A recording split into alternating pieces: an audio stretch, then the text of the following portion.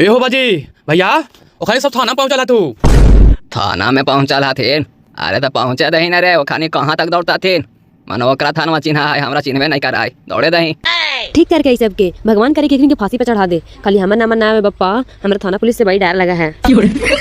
अरे इसमन कितना दिन थाना पुलिस करते, बहुत तो 10 दिन दौड़ते, ओकर बाद तो परास्त होके बैठ जीते। ओकरो लिए तो चाहिए नोट। बात सही है। हाँ भैया कहाँ दौड़ते, दौड़े दही ने सब थाना में तो हमारे आदमी है। तोर तो यार ने नया नया दोस्त बनल थुने बाबू, हमारे सब पुराना हाथिन।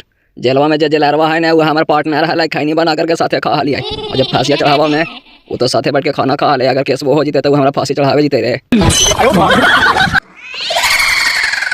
अच्छा सब हम देख रही बाप बेटा के, है कि सबसे बच पाए में, बाकी हमरा से बच ना पाए में तीनों बाप बेटा।